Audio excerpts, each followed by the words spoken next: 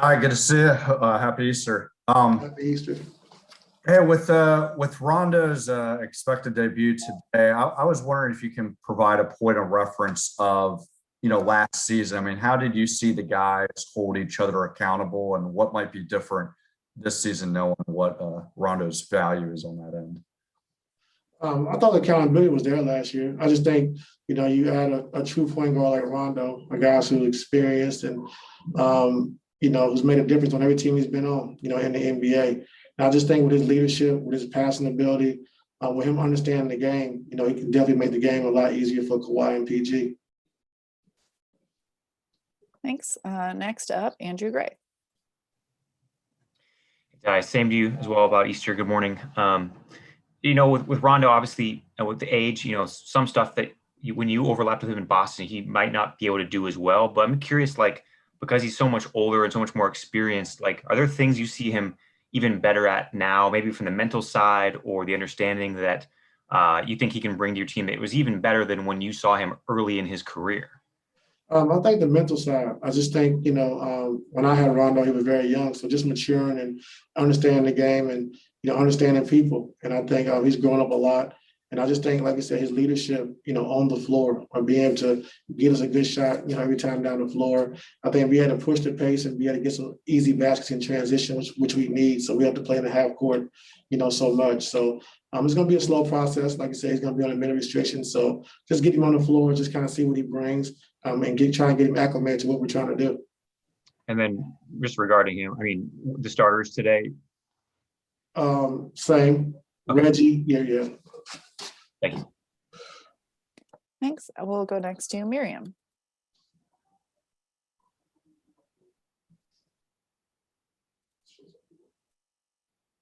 Miriam is there you go. Sorry about that. Marcus has talked about his friendship with you, and obviously you and Rondo have a personal connection. Wondering for you, as a coach, how does it affect your coaching when you, or how does it help, or how does it affect you as far as sort of having those personal relationships with guys? I don't know. I'm going to do the same way. Nothing really changes. I think, still be able to hold those guys accountable, still be able to tell those guys the truth. And, that's pretty much it. I think from day one, when I was assigned to Rondo, when I was in Boston by Doc, we had a great relationship. And even, when I left Boston, he always would call me, when he needed advice or he was going to make a decision. He would always ask my input. So just having that friendship and just having that bond, I think is helpful, especially with him coming here so late in the season. Thanks. Next to BT.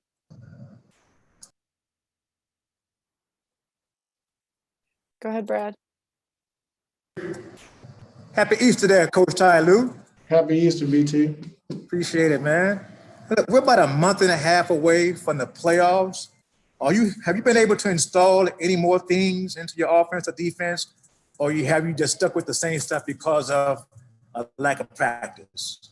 We've been able to try to, incorporate a couple of things lately with Rondo getting here. So we're going to try to run some of those things tonight and just kind of see how it looks and see how it feels. But for the most part, I think right now, BT, we're going to try to condense and try to see what we're best at, what our numbers say we're best at, and then kind of add from there. But overall, just getting around on the floor, for these last 22 games and just trying to see what he picks up, what we like, what we can run, and kind of go from there. But it's going to be a process now, have him come in so late in the season. Thanks. Next, we'll go to Justin Russo. Hey, Teron, happy Easter to you and yours. Coming Coming off two tough losses, games where you guys had a chance coming down the stretch in each one. Simple question for you today. Your team wins if they do what? I think come out with a defensive mindset to start the game, not easing to the game, not waiting to the second half. I think starting the game with a defensive mindset like we've been doing after the break. And the other night we didn't come in with that focus. Thank you. Thanks. Next to Dan Wakey. Hey, Ty. I'm curious if you watched UCLA Gonzaga last night and if seeing a buzzer beater like that triggers any memories to either memorable finishes for you as a player, as a coach, or maybe even painful ones. You know what, Dan? I didn't watch it. When you lose 2 games in a row, you're watching other things to try to get back on track, but I heard about it, but I didn't get a chance to see it or watch it. And I didn't even get a chance to see the shot that the guy made last night either. So I'm pretty sure I get a chance to see it today at some point. Next, we'll go to Cam.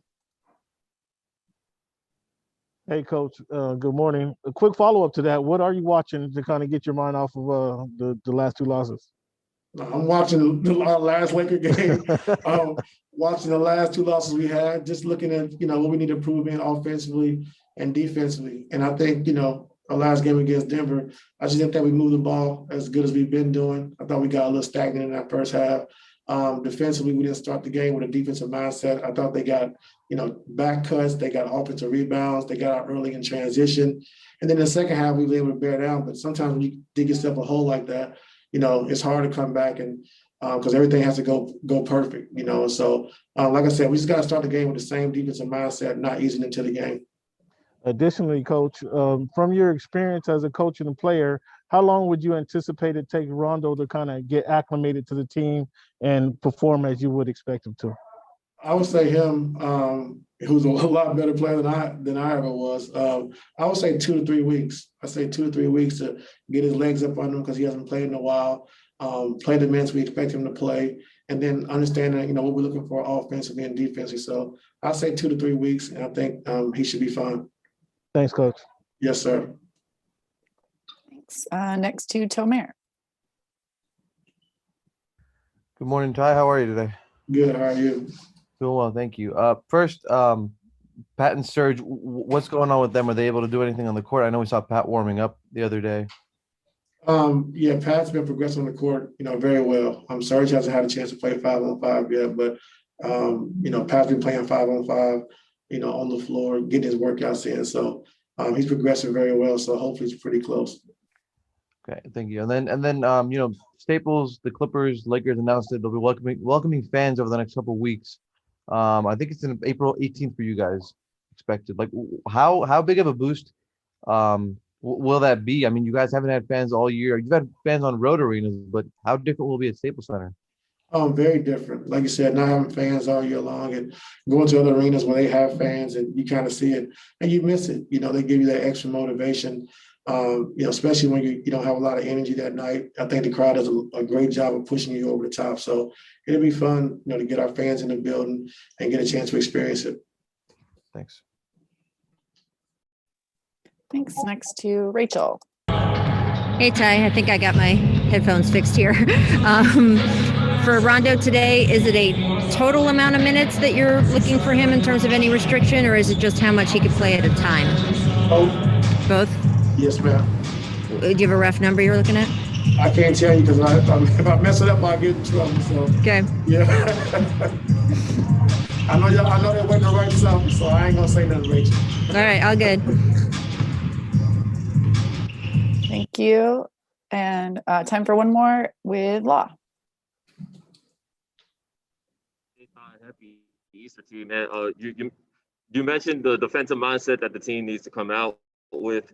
Obviously, it's different when you're facing a Lakers team that doesn't have their top 2 guys. So how do you focus on a team when they've been kind of making it up in some ways offensively for weeks? I think you focus on yourself, Law. I think, we got to come out and focus on ourselves, moving the basketball, attacking, like I said, coming out with a defensive mindset, getting back in transition, doing a great job on the offensive glass. So I think it's about us, more so than them, and about continuing to keep building our habits and focus on, what we're trying to do and what we're trying to accomplish. And the Lakers, like I said, went into Sacramento and the Sacramento team has been playing well.